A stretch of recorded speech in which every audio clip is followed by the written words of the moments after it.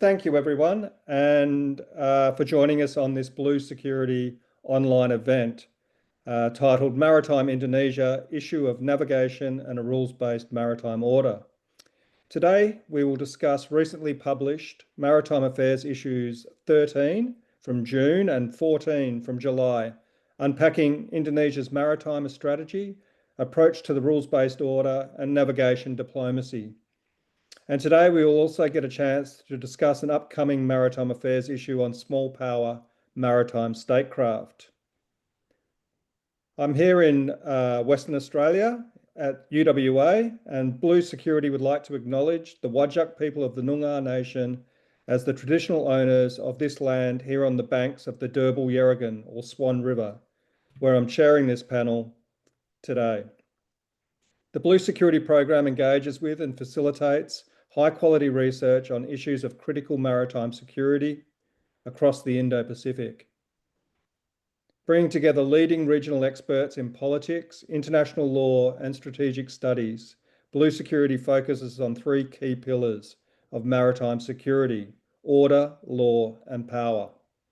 Today's event, we are joined by four maritime experts who will discuss their recent research conducted for Blue Security, a Maritime Affairs series. The papers are available to read online and via a link in the Zoom chat. And a reminder that there will be time for some Q&A towards the end of the event, so please put your questions into the chat. Joining us here today, we have John Bradford, the Executive Director of the Yokosuka Council of Asia-Pacific Studies, or YCAPS.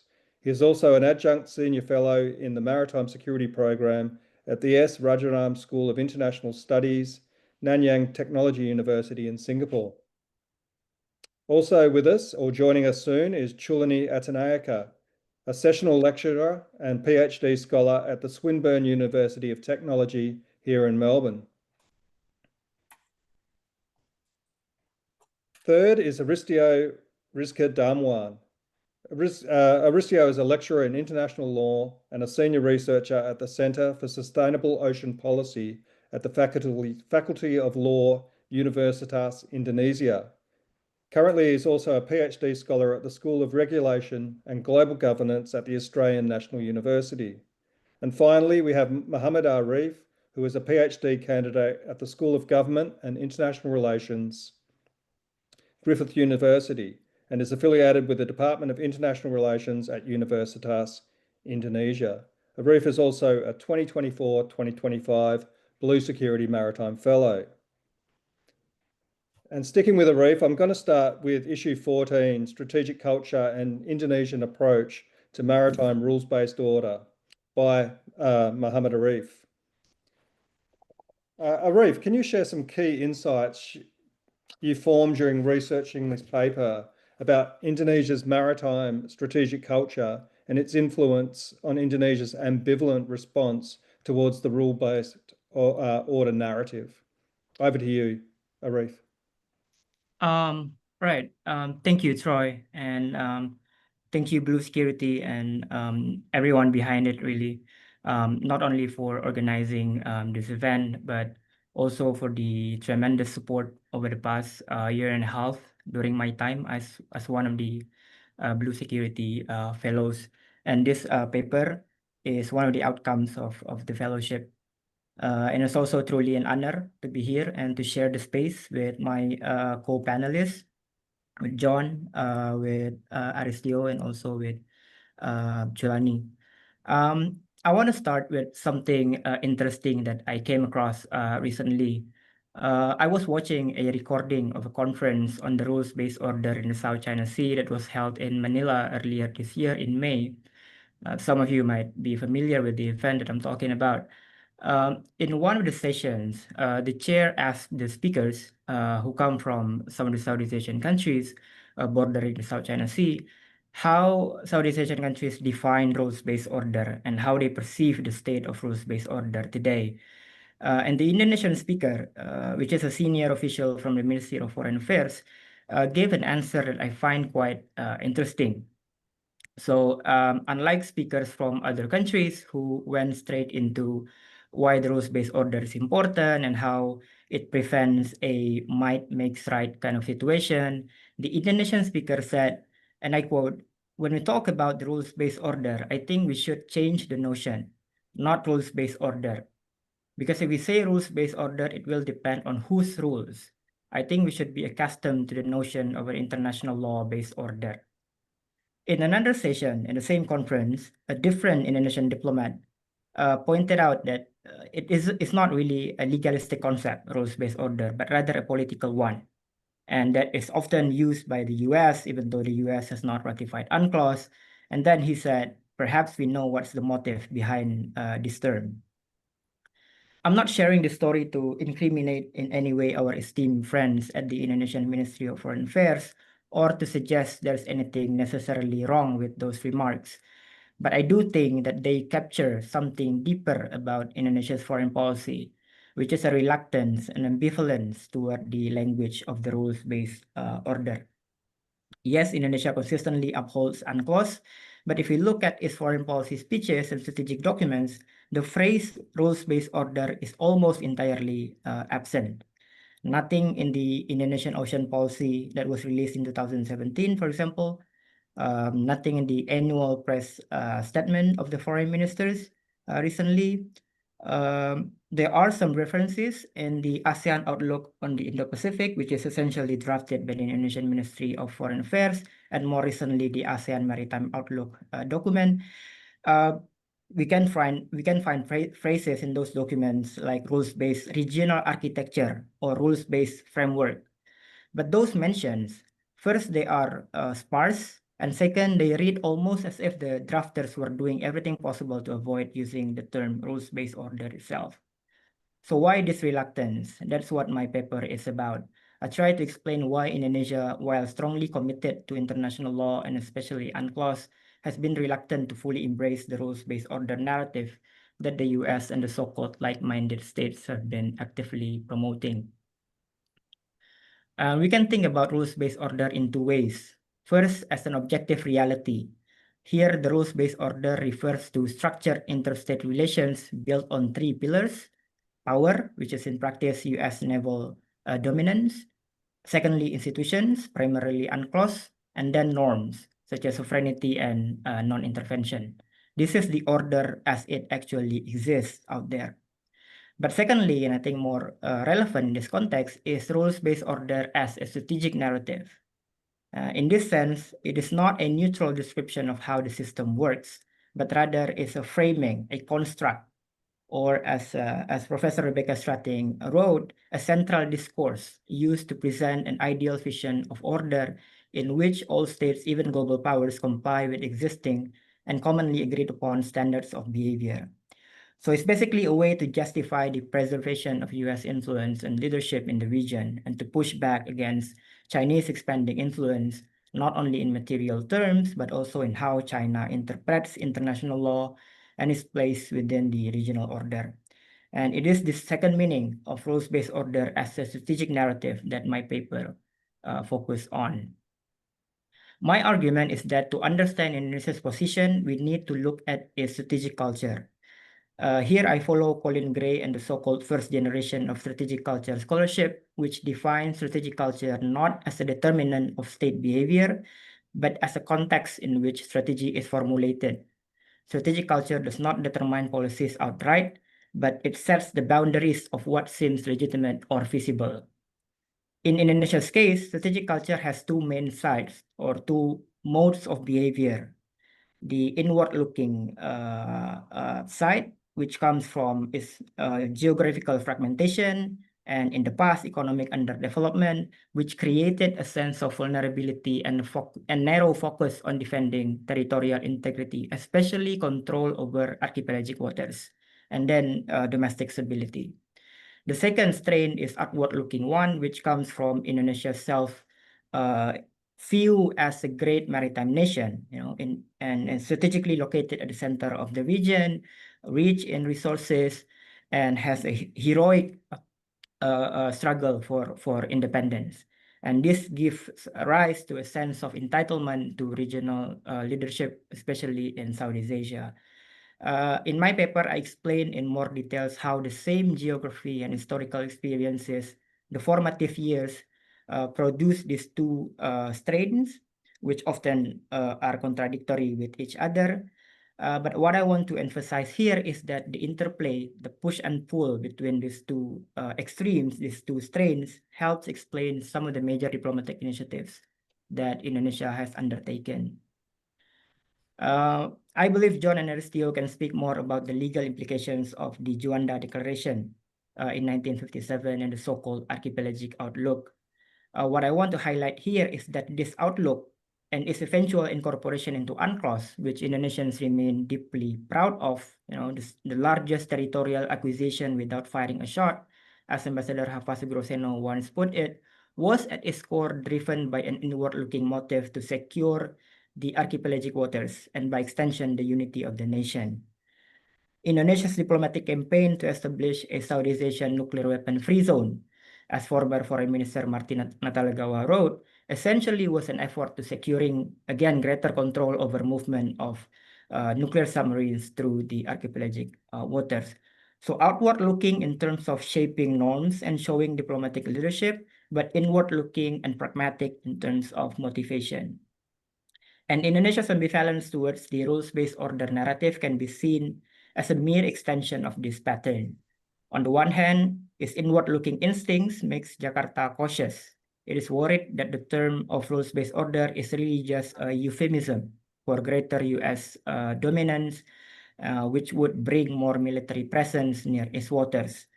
In a sense, not so different from earlier US maritime security initiatives after 9/11 with the proliferation security initiatives and other initiatives as well. Also, Indonesia's initial discomfort with AUKUS can be seen as a good example of this concern. At the same time, its outward-looking instincts lead Jakarta to see the narrative as undermining ASEAN centrality and, by extension, Indonesia's own leadership role within the organization. It disliked the idea of external powers defining the rules on its behalf. From this perspective, Jakarta feels the need to assert leadership through ASEAN to ensure regional order is shaped on its own terms rather than imposed from outside. Now, these are not entirely novel arguments, obviously. Anyone familiar with the literature on Indonesia's foreign policy will know about this idea of contradiction in Indonesia's national identity, between strength and weakness, between confidence and insecurity. Nor am I suggesting that ambivalence towards rules-based order is unique to Indonesia. My contribution is more modest. What I try to do is extend this notion of contradiction a little bit further by arguing that it also shapes how Indonesia perceives threats in the maritime domain, how it defines order, and how we can expect it to defend that order. In other words, to look at these issues through the lens of strategic culture. And given Indonesia's importance in the region, I think it's crucial to understand this nuance. It helps us set more realistic, informed expectations about what Indonesia will and will not do when it comes to maritime order. We'll stop there, Troy. Thank you very much. Thanks, Arif. That was a really useful outlook and outline of the paper. And I'd just like to welcome Chulanee Attanayake, who we've had a few technical difficulties this afternoon, and welcome, Chulanee. I'd like to move on to your issue, which is an upcoming issue, which is in post-production at the moment. So a soon-to-be forthcoming issue, and we're excited about that. And it's small power maritime statecraft, comparing Singapore, Brunei, and Timor-Leste's approaches to Southeast Asia's maritime order. Researched and written by yourself and Professor Beck Stratting, who is the program lead here at Blue Security. So, Chulanee, I was going to ask you if you can explain what small power maritime statecraft entails, and perhaps unpack for us the normatives, this concept of normative sea power. And on top of that, what did the three case studies demonstrate in their ability to adapt to the changing maritime security landscape? Over to you, Chulanee. Thank you, Troy, and good to see you again, and good to get inside the program finally. To start off with the question, I think, as you mentioned, this is an upcoming paper. I wish Beck is here, but I'll try my best to do the justice to what we have done so far. I'll start off with maybe I'll I'll answer the question in two parts. First, I'll explain what small power maritime statecraft, and then also perhaps normative sea power, and then explain like with perhaps these concepts through the case studies of Singapore, Brunei, and Timor-Leste, and how they adapt to the shifting maritime security landscape in the region, because we know that Southeast Asia, Southeast Asian maritime landscape is very complex, and small states face a lot of they are in a complex scenario. So when we talk about maritime statecraft in the context of small powers, we essentially talk about how these smaller coastal states, um, those without um, naval capacity or with limited naval capacity compared to great powers, and or material power of great powers, protect and advance their maritime interest. So, for Southeast Asian small states in particular, the maritime domain is very absolutely central to their survival and prosperity. For them, sea is not just a shipping and trade route or space for that. It's the foundation for their economic development, energy resources, food security, etc. And at the same time, it's a zone of vulnerability for them because there's piracy, illegal fishing, environmental degradation, and most importantly, intensifying competition among major powers in their neighborhood. So, small powers, maritime statecraft is about how they navigate this complexity with the limited resources they have. And here we see that small states draw from both hard power and soft power tools and use them to the best of their ability. And that also depend on obviously other factors like how financially stable or economically capable they are, how much resources they have, etc. So on the hard power side, they build capacities for policing and defense,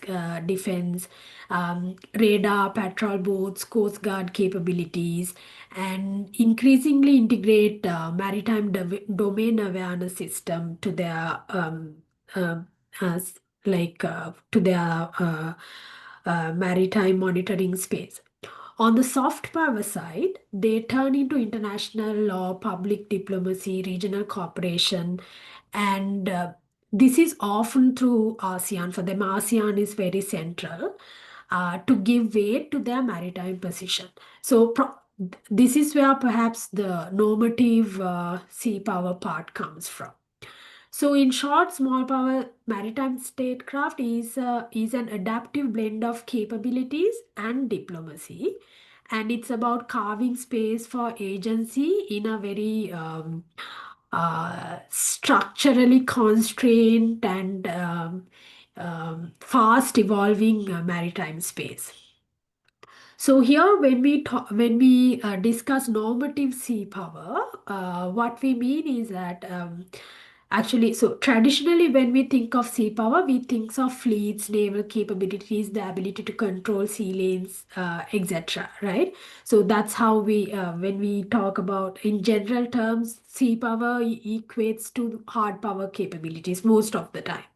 So normative sea power is different. It's not about the size of your navy or about how much what's your capacity in terms of defense. It's about how strong or how you use the strength of your legal, diplomatic, and communication strategies when responding to maritime issues, maritime disputes, or realizing your maritime interests. So for small powers, I think this is very important. So for small states, normative sea power is a way for them to shape maritime order through existing norms and rules rather than through defense capabilities, hard power. It allows them to compensate for their lack of material capability by embedding their interests within the framework of international law, UNCLOS, and other widely accepted principles. So it's okay to say that it's about using lawfare rather than warfare when it comes to dispute resolution. So you don't fight the dispute at sea, rather you take the dispute to international courts or any other platforms, and you use public diplomacy, framing your case in a way that garner international attention and legitimacy. So I'll explain later, like in the three cases that we have used in this paper, how they use these two aspects. So, and it's also about normative sea power is also about working within regional or global institutions, how you use unclosed mechanisms to ensure that disputes are managed in line with norms, how you use ASEAN platforms in the case of our case studies. So, for instance, Singapore used international legal process to resolve its Pedra Brancaid, I assume that I'm pronouncing it right, dispute with Malaysia through the International Court of Justice, and they managed to get a peaceful resolution and a binding outcome. And Brunei, we know that is somewhat, it has always pursued a very cautious approach in the South China Sea, quietly maintaining its claims, but it always emphasized diplomatic and economic engagement with China, including through BRI rather than confrontational strategies. So we know that in 2013, around 2013, 2014, Brunei was instrumental in like when ASEAN countries were not in a position to come into terms with about a common position about what they want in the South China Sea. Brunei was instrumental in bringing a code of conduct with China. So in 2014, when they had the East Asia Summit or ASEAN Plus Summit, I can't remember exactly. There was that code of conduct with ASEAN and China on like what uh, on accepted operational behavior in South China Sea, for instance.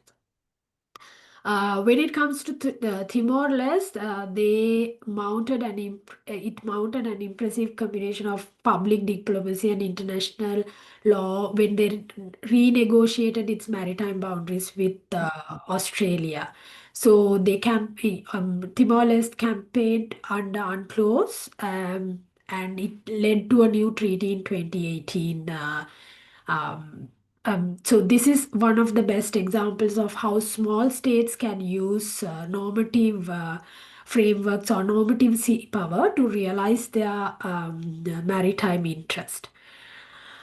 So to further unpack a little bit of the three case studies that we have discussed here, Singapore is probably the most sophisticated of the three because sitting at the crossroad of global shipping lane, Singapore's maritime security is obviously very interconnected with its national security, economic development, environmental sustainability, etc. And it is vulnerable to many issues including piracy, terrorism, transnational crimes. We give a lot of examples in the paper on that. But Singapore has what I call one of the most forward thinking strategies when it comes to maritime approach. It has what it calls a whole of government strategy. So through the National Maritime Security Task Force, it integrates Navy, Coast Guard, other agencies, including Singapore Port, etc., to a coordinated system. And Singapore, obviously, when you consider Singapore, it's not a small economy, even though it's a small country. So it has invested heavily in maritime domain awareness, radars, surveillance technologies, and now when it comes even like unmanned technologies, not just for surface level maritime domain, but also for underwater maritime domain. But crucially, Singapore has also invested in partnerships. So it successfully hedged between United States and China while maintaining its own strategic autonomy. Brunei, on the other hand, offers a slightly different picture. It's a small sultanate on the northern coast of Borneo and heavily dependent on sea for its economic and social development. Um, its maritime strategy blends territorial protection with environmental stewardship and sustainable development. Brunei has invested in maritime domain awareness system, of course, but it is, as I mentioned earlier, also it's very active in ASEAN maritime initiatives such as ASEAN Maritime Forum. Um, and it has a very pragmatic form of normative sea power, prioritizing long-term economic opportunities without abandoning its sovereignty. And finally, when we come to Timor-Leste, of the three, this is the most new country in the region. It got its independence in 2002. It has huge stakes in the sea, particularly in accessing offshore oil and gas. So its challenges are often unconventional, illegal fishing, trafficking, weak enforcement capability because it does not have a lot of. I think if we compare Singapore, Brunei, and Timor-Leste, Timor-Leste has the weakest capabilities when it comes to hard power. Its fleet is small, uh, consisting of petrol boats. It lacks maritime strength to enforce its claim robustly. So, what Timor-Leste has leaned on is on legal strategies and public diplomacy. So, as I explained in the previous example on Australia, that's a classic textbook case of how using legal strategies or normative sea power. Mm, so, we saw that these three cases adapt to changing maritime landscape, and what do these cases tell us about adaptation? Uh, First, they show that small states in Southeast Asia are far from passive actors. They may lack, some of them lack hard power capabilities compared to large powers or economically developed countries, but they actively combine hard power investment with normative strategies and also soft power strategies and normative strategies. Second, they demonstrate flexibility. Singapore builds capacity while balancing external partnerships. Brunei exercised restraint, trading off assertiveness for economic cooperation, especially when it is dealing with China. Timor-Leste leverages law and diplomacy to achieve outcomes it could possibly never secure militarily. The third point is they illustrate that shaping maritime order isn't just the prerogative of major powers. By embedding their interest within international law and regional frameworks, small states also can both defend their sovereignty and play a role in shaping the maritime order itself.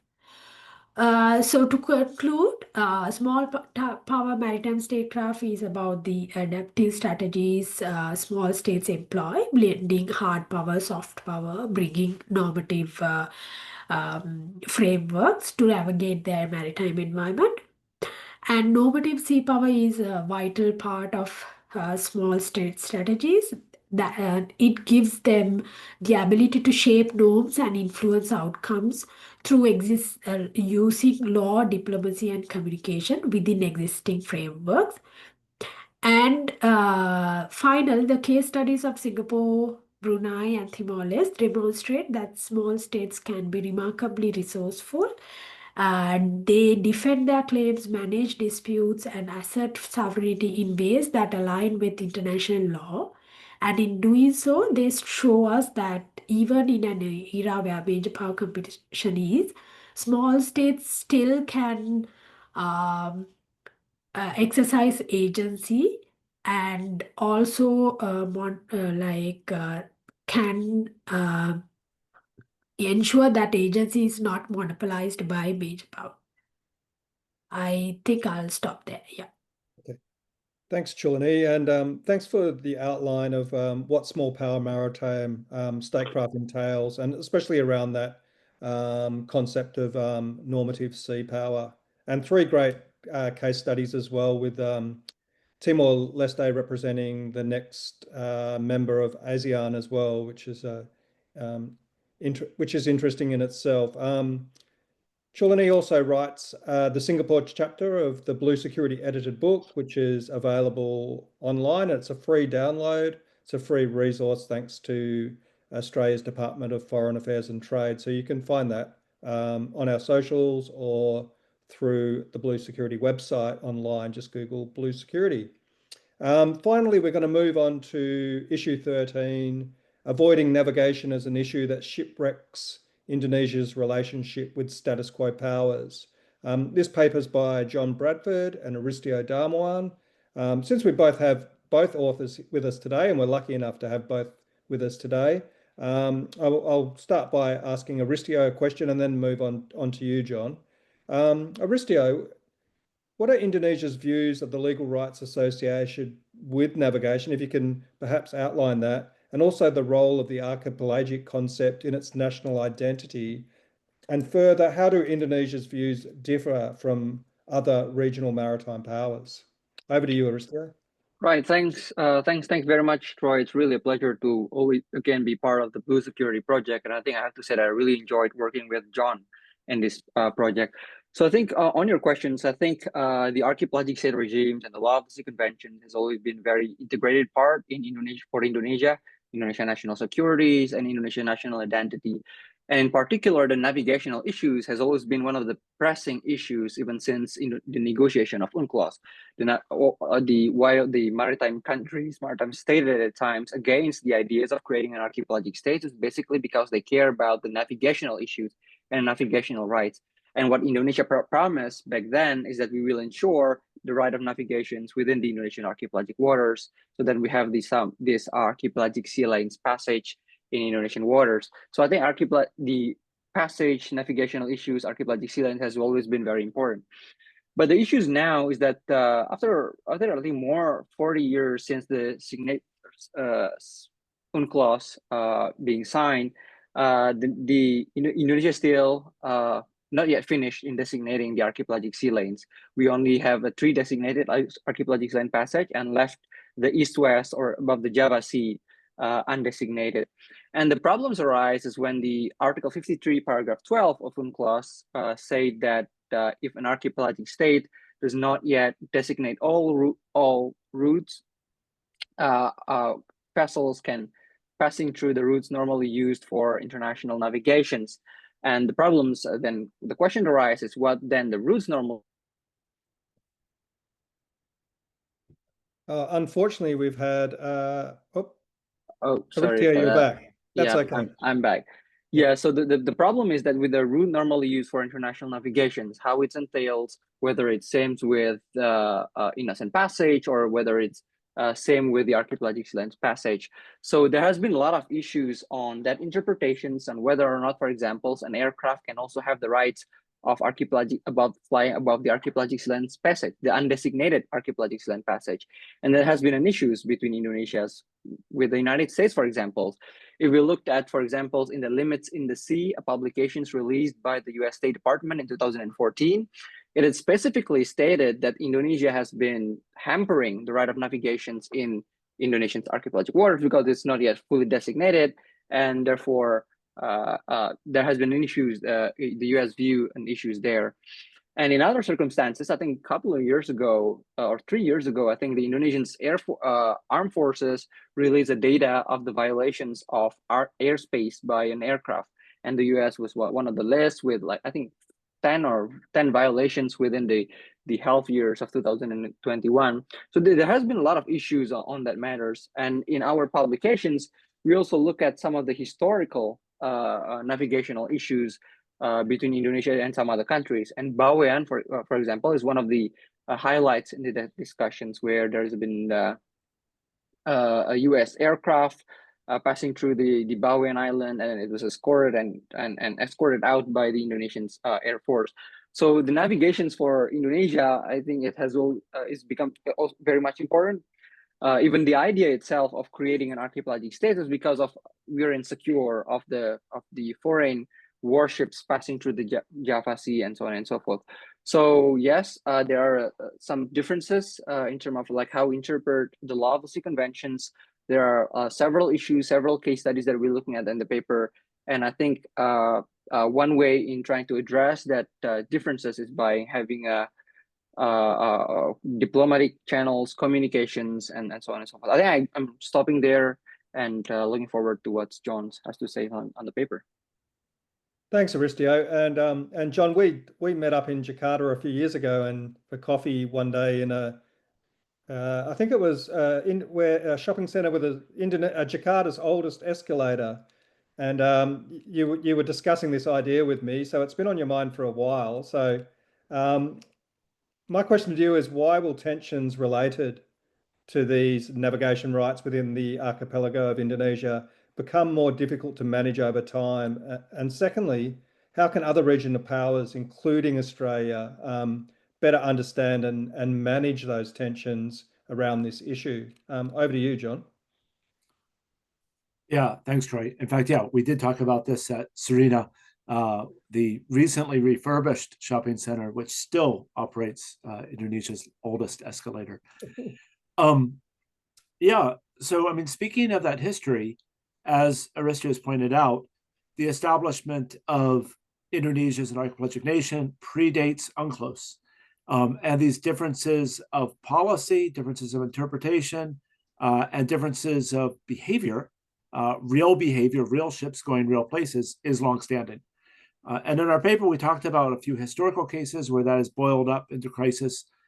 But we've argued that for the most part, in the post-Cold War, these differences have been able to be held at the technical level, meaning the navies do certain things. There's just some level of understanding between them, and when there's an issue, it's held maybe with the defense, at the embassy level. We argue that there are several reasons why this is changing. They boil down to changes in technology, changes in Indonesia's maritime awareness, and increasing great power competition, or just competition in general, not just among the great powers. So we sort of phrase those into four factors. I'll cover each of the four factors real quickly. One, growing Indonesian maritime domain awareness. Two, Indonesia's maritime reorientation. Three, Indonesia's growing anti-access aerial denial capabilities. And four, the development of unmanned vehicles. So first, Indonesia's growing maritime domain awareness capability. Today, as in comparison to 20 years ago, Indonesia has a much greater knowledge of what's happening in its waters, what ships are going where, what they're doing, what kind of ships they are. Part of this is the government getting more information, better radar stations, subscriptions to satellite services, MDA centers, processing. But it's not just the government. The information is also more dispersed because a lot of this information is freely available to armchair analysts. Much of it can even just be done on a smartphone, right? I mean, just AIS, warships don't always transmit their AIS, but when they do, it's easily available on a subscription-free process on your phone. So this means Indonesia just knows more about what's going on, and more people know about it. So, back 20 years ago, if there was an activity by a foreign navy that would be at odds with Indonesia's policy, that information was held firstly by the Indonesian Navy, and then they decided how to package it and who to send it to, and how to, and to a great extent, how to deal with it.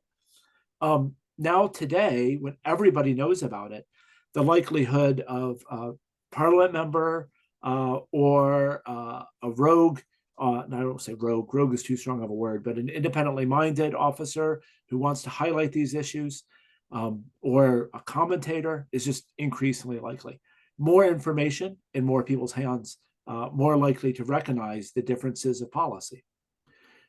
So second, which is tied to that, is Indonesia's maritime reorientation. I don't think we can do justice to this point without Arif's paper, so thank you very much. Make sure, please, you look at that. But essentially, Indonesia is increasingly aware of its role as a maritime power, and maritime issues are increasingly newsworthy. This is in part because the strategic threats are these days external and from the sea rather than domestic. Terrorism and separatism, which were throughout the Cold War issues, they reemerged as issues after during this decentralization years, are for the most part put aside. And now when they're looking at strategic threats, they're threats that could come over the ocean in all directions. I also think politicians are more aware, and they're making things more, they're putting these things into the media, putting people's into minds more. I think nothing highlights that better than the Maritime Fulcrum presidential campaign and central policy of 2014. Now, I don't want to overstate this because the Maritime Fulcrum is dead, and Indonesia's politics are still very much domestically focused. But the bottom line is, if I compare today to 20 years ago, a violation at sea is more likely to become an issue that's in the media. It's more likely to become an issue that a politician wants to discuss in the parliament or in the congressional body, et cetera.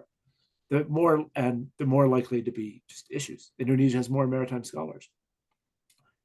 So third is Indonesia's increasing A2AD abilities, anti-access area denial. Again, if you go back 20 years, Indonesia really lacked those capabilities. And so if there was an issue, what were they going to do about it? And increasingly, they can do things about it as they start to acquire these. Now, I am not at all suggesting that that means Indonesia is going to, move into a warfare-style confrontation. But what I am saying is that it gives Indonesia more awareness, it gives it more options, it gives it more confidence. And Indonesia did have the confidence to scramble jets against a U.S. aircraft carrier in the Bayongan incident that Aristyo just talked about. And there's more options, more capabilities to do something like that in the future. So again, I'm not predicting crisis, but there's one more opportunity for crisis to emerge. And then finally is the issue of unmanned vehicles. Unmanned vehicles were not something that were envisioned when UNCLOS was negotiated. And so what their roles and responsibilities are legally is something that we're sort of figuring out over the time. And there are new sets of differences of opinion between countries. The United States has a very different interpretation than what we think Indonesia has. Indonesia hasn't really articulated a pure stance, but it's fairly clear that what the United States has laid out and how other powers have behaved is not, in accordance with the preferences that Indonesia would have for its archipelagic waters. And already we've seen this in that the Chinese have been caught red-handed operating underwater drones in Indonesia. And when those were found, they created a bit of a scandal. If the status quo sea powers, like the United States and Australia, are behaving in a similar way, we already know that they have policies that would be disagreeable to Indonesia. If they decide to use their unmanned vehicles to flex those policies, it's just another friction point, right? So again, all those things wrap up to new technologies that the status quo powers may operate in Indonesia, new technology which is giving Indonesia more awareness, and a shift in the strategic culture that Arif was talking about, making maritime issues more likely to be an issue.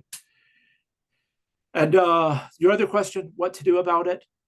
I think it really just comes down to education and awareness. One, the status quo sea powers need to go into this open-eyed and understanding exactly what their differences are with Indonesia, and so that they're not caught by surprise and that all decisions are made deliberately. There are going to be policy differences. There's going to be differences in interpretation, and that's going to lead to different behaviors. But as long as we're doing it with acknowledgement of what we're doing, what's different, or what the consequences are, it's much more manageable. It's going to be much easier to prevent an incident from becoming a crisis. And a big part of that is education. I think the status quo sea powers need to understand UNCLOS better. They need at all ranks to understand how archipelagic sea lane passage works and what are the rights and responsibilities and how their country interprets it and how Indonesia interprets it in archipelagic waters. And then they just need to understand Indonesia better. I strongly believe that Indonesia is one of the very most important countries in the world. And if you were to draw a diagram of how important it is and how poorly understood it is, it's in a very bad spot for the status quo powers. And so we really need to focus our learning and education, outreach, partnership with Indonesia across the board.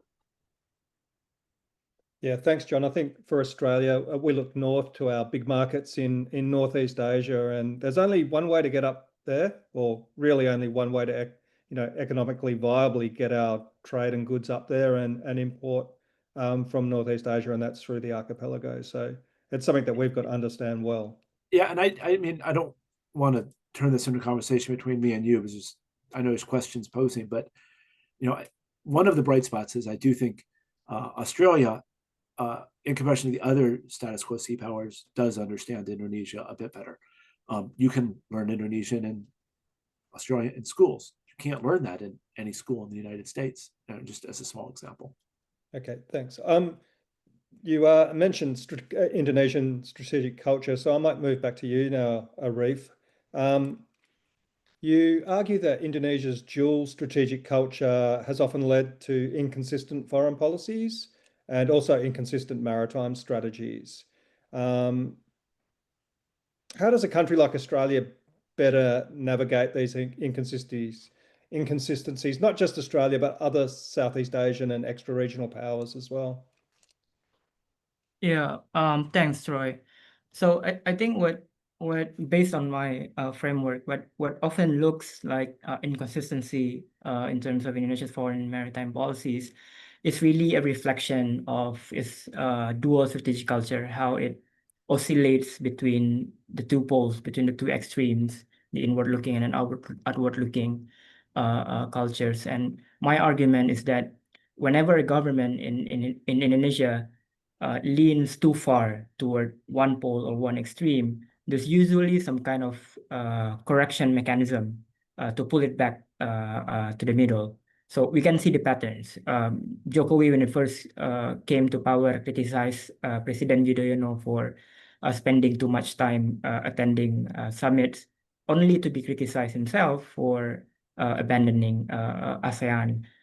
President Prabowo is being criticized after signing by Aristyo, after signing the joint development statement with China.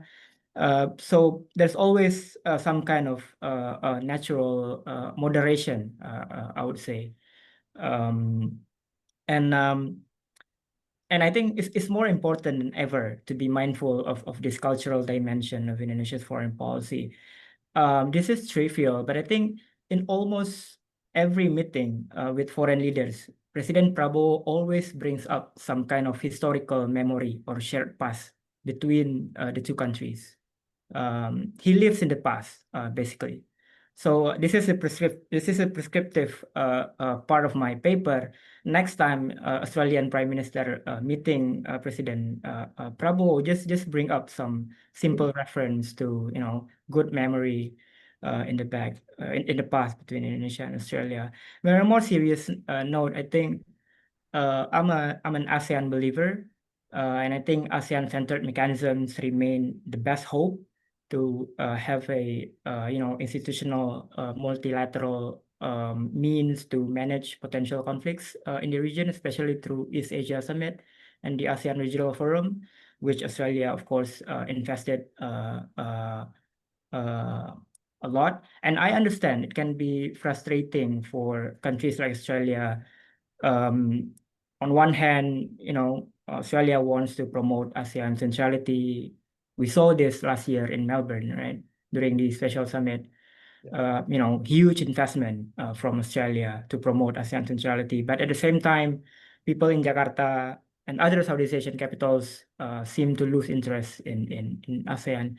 But I believe there's still like strong institutional memory within the bureaucracy, especially within the foreign ministry in Jakarta and in some of the Southeast Asian capitals, that ASEAN remains the cornerstone of Indonesia's foreign policy. And I think that's where Australia's engagement should be anchored in. And lastly, I also want to second John and Aristyo's recommendation regarding sense making of data to increase maritime domain awareness. I think information sharing and intelligence sharing. We've talked a lot about increasing engagement between ADF and TNI, but I think information sharing and intelligence sharing is one of the areas that can be a priority as well moving forward. Thanks, Arif. And from one giant member of ASEAN, Indonesia, to some of the other smaller members that surround Indonesia. And I mean, a lot of the maritime policies and politics are all heavily intertwined. Chulanee, for the small regional maritime states, will they be able to keep hedging as the nature of competition changes in the region in the context of growing major power competition? And this is beyond Indonesia. Obviously, we're now talking about particularly the US and China, but other big powers as well, like Australia and Japan and Indonesia. As that competition grows and there's an erosion in multilateral norms, will these smaller powers like Singapore, Brunei, Timor-Leste, will they still be able to keep hedging successfully? Yeah, Troy, I think it's a very timely and important question we have to ask, especially when we are discussing small states, because it touches something directly on strategic dilemmas that small maritime states face in this increasingly contested region. So the question is whether small regional maritime states will be able to sustain hedging as a strategy in the long run because of it. I mean, it's not, as you rightly mentioned, right now it's not just United States and China. There are many other powers getting involved in the region. So, as we have discussed in the paper as well, traditionally states like Singapore, Brunei, Timor-Leste have pursued hedging strategies in the past. By hedging, what we mean is that maintaining a careful balance, cultivating security ties with multiple partners, engaging in multilateralism, drawing on international organizations to offset asymmetries of power, etc. And this has allowed these states to access advanced military technologies, training, intelligence, and resources from bigger partners, but while also preserving a degree of strategic autonomy for themselves. So, in other words, hedging has been less about choosing sides and more about ensuring their survival and autonomy and influencing the system dominated by larger powers. But we discuss in the paper that the viability of hedging today is tested at least in three ways. Firstly, there is growing disillusionment with multilateralism because now for decades, I think Arif also discussed and he ended that he is a firm believer of ASEAN. So for decades, ASEAN has been the central diplomatic anchor for the Southeast Asian countries, particularly for small states. It has allowed the ability to maneuver between powers. ASEAN has provided a platform for collective bargaining. It has offered legitimacy. It has slowed down the pace of strategic alignment demanded from great power, and I think it still does to a certain extent. But I think the centrality of large groupings like ASEAN is undermined by the proliferation of bilateral groupings. So I'm not talking about just Quad and AUKUS. Within Southeast Asia also, we see some unilateral groupings, for instance, between Singapore, Thailand, and India.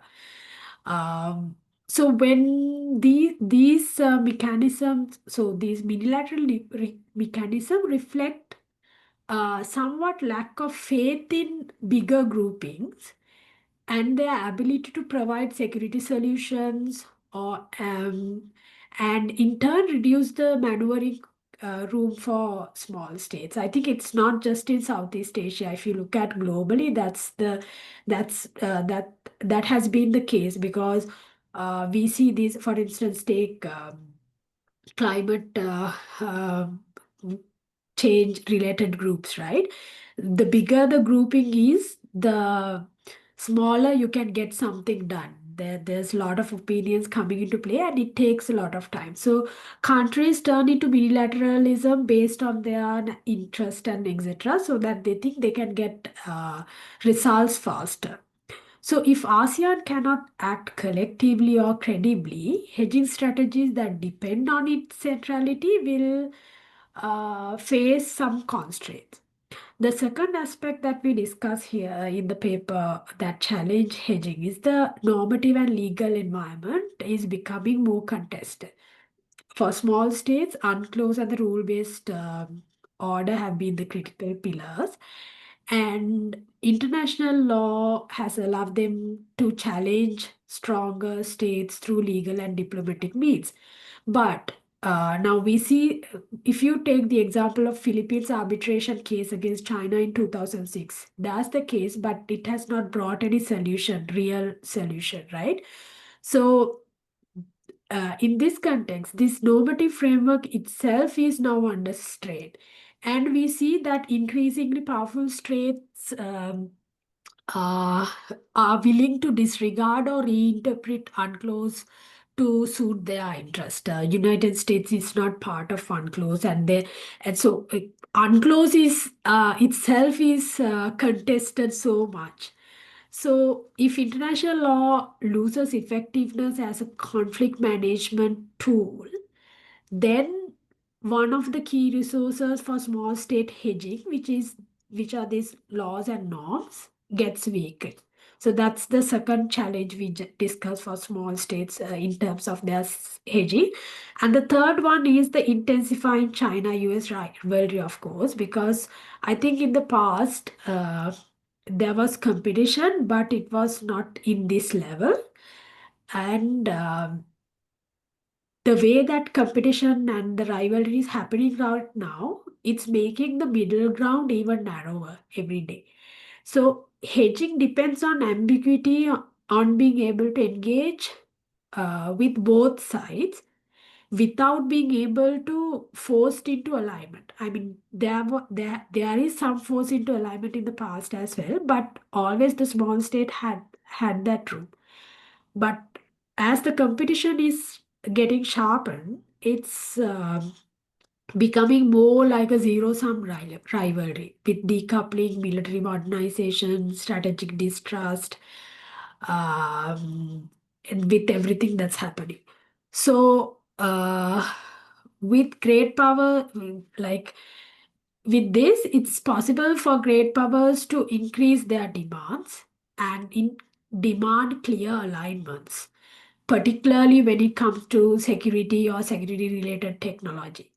So if this happens, that's again will be it will become harder for small states to hedge when both sides expect to demonstrate loyalty. But having said that, I don't completely disregard hedging or say that the hedging is going to disappear altogether. Perhaps what we are seeing right now is an evolution of hedging, and probably some area for us to research more as well how this is going within this context. It's not outright erosion, but And perhaps small states also might find ways of adapting to this. So yeah, so I won't say we can completely disregard hedging. It's definitely evolving, and we have to wait and see how it is evolving in this current context. Okay, thanks, Chulanee. I'm sitting here in Western Australia, not far from HMAS Stirling, soon to be home of Australia's AUKUS nuclear submarine. So it'll be remiss of me not to ask a question.